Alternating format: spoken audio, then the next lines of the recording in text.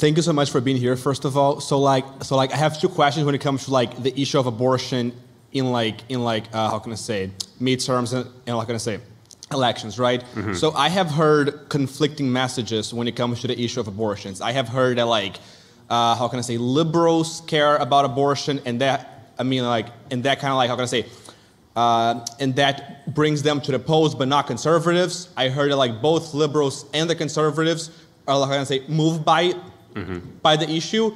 And I also heard nobody cares about the issue of abortion aside from white girls in college campuses, and actually nobody cares about it. So first, what do you who do you think the issue of abortion motivates? If it's liberals, conservatives, neither, both, and second, during those last elections we had a lot of. Can we do the first question first? There's no way I can remember. Oh, those. Sorry. That's all right. Go ahead. I think in terms of how much it matters, it's hard to gauge that because I think a lot of people tell us the things that matter to them matter to everyone else. Mm-hmm. And so I think abortion is one of the things that the left specifically like to use to try and drive people through fear to the polls. I think that's why maybe a lot of young democratic women tend to be voting, from the data I've seen, with abortion in their mind over things like the economy, which obviously matters far more, especially since condoms are free or 10 cents each. And so there's a pretty economical solution to all of this.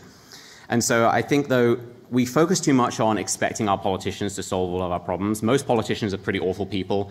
They're pretty incompetent people. And so I think if we want to actually fix the problem of abortion, we shouldn't be looking to 2022, 2024. We need to be fixing it in our culture so that the legislature mirrors what our culture expects rather than expecting it to be the other way around. And so I don't really care how much of an important issue it is to people. I care about changing it in the culture, not in DC where we are now. And then second, a lot of politicians, especially Republicans, in these last elections, they just said that abortion should be up to the states. However, those same Republicans, they're pro-life, so they will tell you abortion is murder, but states can choose to murder people. So my question is what do you think about that, and why do you think they do that, and how we how do we stop that? I am assuming that you support federal law against abortion. I'm assuming that. So yeah, I think it's two things. One, yes, politicians are hypocritical. Yeah. Newsflash, but the issue there is also one of